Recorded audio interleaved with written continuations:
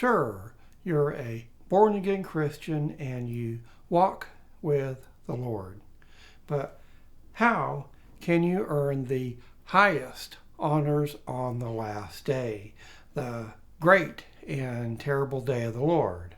I'm going to tell you right now.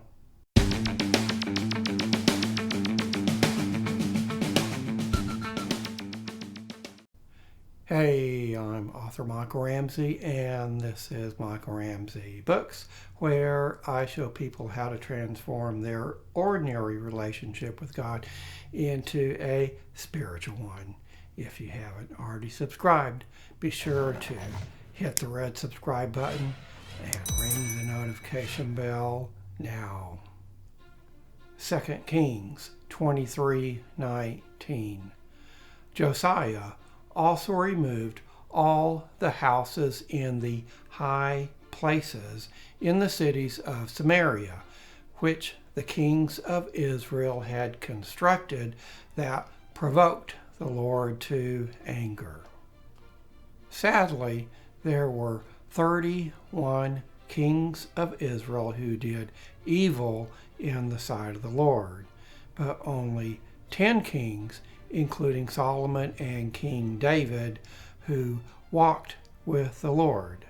And not every one of these kings who walked with the Lord removed the high places, like Hezekiah and Josiah did. The accounts of the ancient kings of Israel is interesting information, and it's nice to know that there were some kings who did everything the Lord commanded. But what does that have to do with us today? Well, if you're a spiritual Christian, the answer is everything. As I talked about in previous videos, Israel is a model. It's God's magnifying glass. God uses an entire nation to illustrate and blow up small concepts. The high places which angered the Lord were temples to foreign gods and idols like Baal, which represents Satan. Sex was a key component in the type of worship done in these houses. Some sexual acts were committed with temple prostitutes, and some were committed without a partner. Quite possibly the hardest thing for most people in their walk with the Lord, especially for men, is to be sexually pure. That doesn't mean no intimacy, but no inappropriate intimacy. Now, with everything in the spiritual realm, there is balance. That's no less true in the marital realm. A wife or a husband who denies their mate or even marginalizes their mate's need for intimacy is equally guilty of their mate's potential sexual sin or adultery that may ensue. An open door, even a tiny crack in the door, is an opportunity for the evil one, an opportunity that will not be missed, especially if you're a spiritual Christian. Because if you are, you have a big red target painted on your back.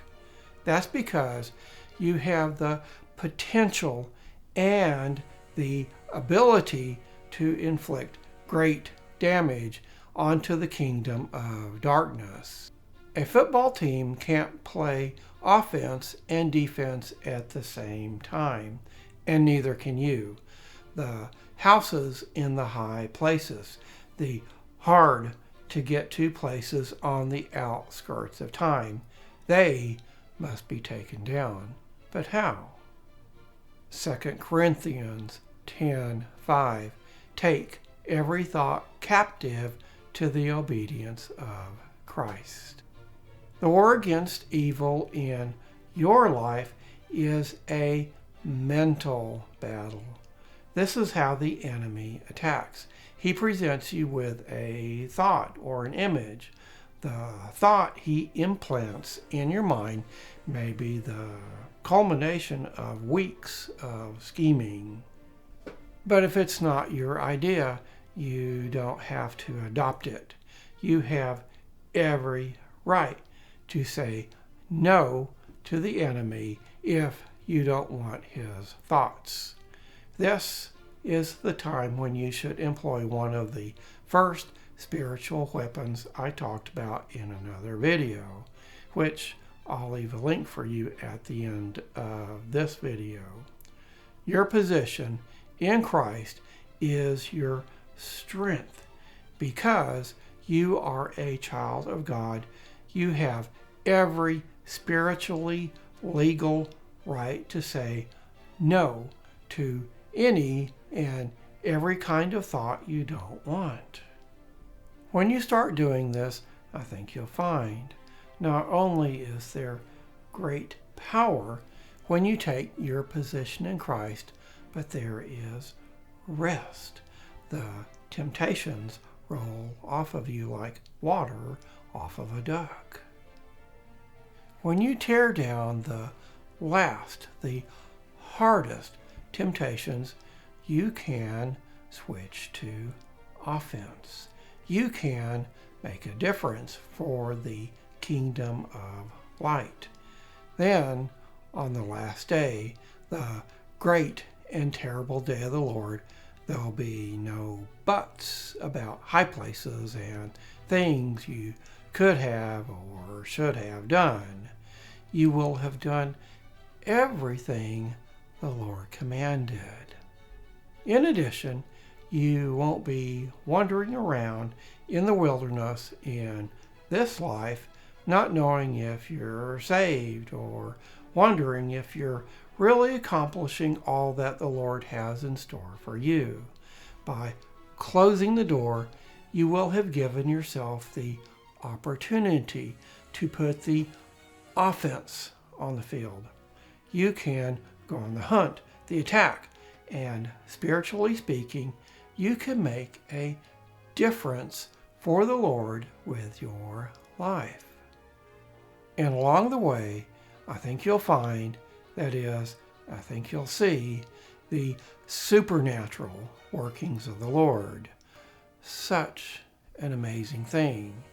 People who don't want to know the Lord and people who are unwilling to tear down the high places will never come to experience the higher things of God for themselves.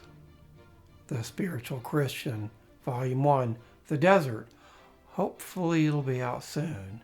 By studying Israel, which I call God's magnifying glass, it's much easier to see God's model, his plan for your life. The Exchanged, a Christian-based thriller filled with mystery, suspense, intrigue, and an ending you'll never guess. Hopefully I can make an announcement about this book soon as well. Next time, next step. Again, if you haven't already subscribed, be sure and do so now. That way you don't miss a single video. Can't wait until next time. Like me on Facebook and visit me at michaelramseybooks.com.